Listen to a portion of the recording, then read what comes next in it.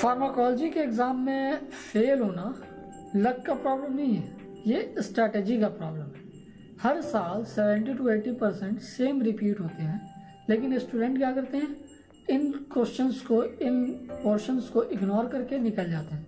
तो आज मैं आपको मैक्सिमम रिपीट होने वाले क्वेश्चंस की लिस्ट बताऊंगा। इस लिस्ट को मिस मत करना और एंड में मैं आपको बताऊंगा कि कैसे किसी भी ड्रग्स की नर्सिंग रिस्पॉन्सिबिलिटीज़ याद रखी जाए। आज का ये वीडियो कोई लेक्चर डिलीवरी नहीं होगी, बल्कि आज के इस वीडियो में हम डायरेक्ट क्वेश्चंस डील करेंगे जो कि मुझे लगता है आईएनसी के पैटर्न के अकॉर्डिंग मोस्ट इम्पॉर्टेंट हो सकते हैं। सबसे पहले हम लॉन्ग क्वेश्चंस की बात करें, क्योंकि सबसे ज़्यादा मार्क्स लॉन्ग क्वेश्चन से ही आते हैं। तो मेरे हिसाब से लॉन्ग क्वेश्चन जो हैं वो आप एंटीबायोटिक्स की classification, mechanism of action, adverse effect लिख लेना। Drugs use in hypertension, diabetes mellitus में कौन कौन से ड्रग्स यूज करते हैं वो, drugs used in epilepsy, drugs used in central nervous system, drugs used on peptic ulcer, NSAID और पॉइजनिंग वाला एक चैप्टर वो भी मोस्ट इंपॉर्टेंट है। जैसे कि अगर आपको पूछ लिया कि ड्रग्स यूज्ड इन हाइपरटेंशन बताओ, तो पहले उसकी डेफिनेशन लिख देना, उसके बाद उसको क्लासिफिकेशन में बांट देना कि हाँ बीटा ब्लॉकर्स हैं, कैल्शियम चैनल ब्लॉकर्स हैं, डायूरेटिक्स हैं, उनकी फर्दर क्लासिफिकेशंस हैं, उनके एग्जांपल्स लिख देना। उसके बाद एडवर्स इफेक्ट किस में देते हैं, किस में नहीं देंगे। उसके बाद तुम मोस्ट इम्पॉर्टेंटली नर्सिंग रिस्पॉन्सिबिलिटीज़ लिख के आना, ठीक है। एंटीबायोटिक्स और हाइपरटेंसिव मेडिकेशंस ये तो मोस्ट इम्पॉर्टेंट है, क्योंकि नर्सिंग का एग्ज़ाम इनके बिना होता ही नहीं है। अब बात करते हैं हम शॉर्ट नोट्स की। शॉर्ट नोट्स ही तुम्हारा डिसाइड करते हैं कि तुम पास होते हो या अबव एवरेज मार्क्स लेके जाते हो, ठीक है।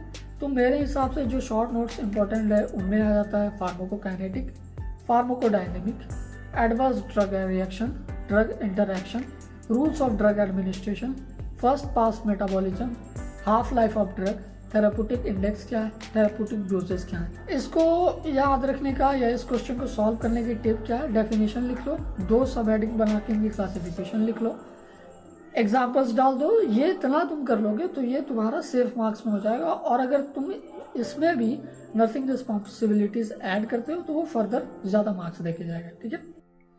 आईएनसी के पैटर्न में क्लिनिकल क्वेश्चंस इग्नोर करना रिस्क है, क्योंकि आईएनसी जो है वो आजकल थ्योरेटिकल चीज़ों के साथ साथ प्रैक्टिकल चीज़ों पे ज़्यादा फोकस करने लगा।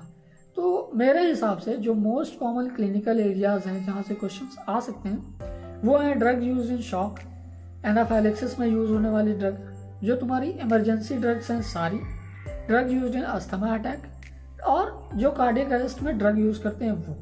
इसमें गोल्डन लाइन याद रखना कि ड्रग प्लस डोज प्लस उसमें क्या नर्सिंग केयर देंगे वो तुम्हारा गोल्डन पॉइंट देके जाएगी। इसमें मैं एक और चीज़ ऐड कर सकता हूँ कि इसमें जो भी तुम्हारी जैसे डिजीऑक्सिन है, लिथियम है, ये सब चीज़ें हैं, इनकी तुम therapeutic dose plus therapeutic value ये भी याद रख लेना, ये तुम्हें मैक्सिमम मार्क्स दे के जाएंगे, ठीक है। अब हम बात करते हैं कि इन ड्रग्स की नर्सिंग रिस्पॉन्सिबिलिटीज़ कैसे याद रखें। तो बेसिकली नर्सिंग रिस्पॉन्सिबिलिटीज़ याद करने के लिए जो मैंने किया या जो मैंने औरों को करते हुए देखा वो चीज़ ये है कि तुम 2 वाइट पेज ले लो। वाइट पेज लेने के बाद नर्सिंग रिस्पॉन्सिबिलिटी जो भी कॉमन नर्सिंग रिस्पॉन्सिबिलिटीज़ हैं, जैसे कि वाइटल्स मॉनिटर करना, तुम्हारा पेशेंट को थेराप्यूटिक इफेक्ट चेक करना, थेराप्यूटिक वैल्यू चेक करना, कोई भी तुम्हारा अगर एडवर्स इफेक्ट आ रहा है उसको मेजर करना, कोई भी कॉम्प्लिकेशंस है उसको मेजर करना, जो ये सारी चीज़ें जो नॉर्मल तुम्हारी नर्सिंग रिस्पॉन्सिबिलिटीज़ है वो लिख लेना। लेकिन इसमें एक चीज़ और ऐड कर लेना, जैसे डिजीऑक्सिन के साथ कार्डियक कॉन्ट्रैक्टिबिलिटी चेक करते हैं, कैल्शियम के साथ कार्डियक एरिथमिया के लिए जाते हैं, लिथियम के साथ हम सोडियम लेवल चेक करते हैं, और MgSO4 के साथ डीप टेंडन रिफ्लेक्सेस चेक करते हैं। इन सारी चीज़ों को तुम लिख सकते हो अलग अलग पॉइंट बना के, ताकि तुम्हें ये चीज़ें एंड तक याद रहें, ठीक है। ऐसे करके तुम अगर नर्सिंग रिस्पॉन्सिबिलिटीज़ को पढ़ के जाओगे तो वो ज़्यादा बेटर रहेगा। और अगर तुम्हें कोई जनरल नर्सिंग रिस्पॉन्सिबिलिटीज़ आती हैं तो वो सारी चीज़ें लिख देना। अगर कोई स्पेसिफिक ड्रग से पूछता है तो स्पेसिफिक ड्रग का पॉइंट है ही तुम्हारे पास, वो लिख देना। ऐसे एग्जामिनर को लगेगा कि हाँ लड़का पढ़ के आया है और अच्छा इम्पैक्ट पड़ेगा, ठीक है। अब बात आती है कि ये लिस्ट को यूज़ कैसे करें। तो अगर तुम्हारा एग्ज़ाम आसपास है तो ये लिस्ट प्रिपेयर कर लो, इससे पहले प्रिपेयर करो, फिर टेक्स्ट बुक रिवाइज करो।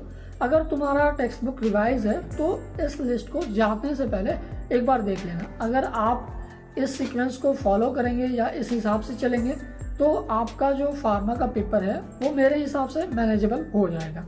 अगर आप चाहते हो कि चैप्टर वाइज इंपॉर्टेंट क्वेश्चंस का मैं रिव्यू करूं या इंपॉर्टेंट क्वेश्चंस बताऊं तो आप फार्मा कमेंट कर दो।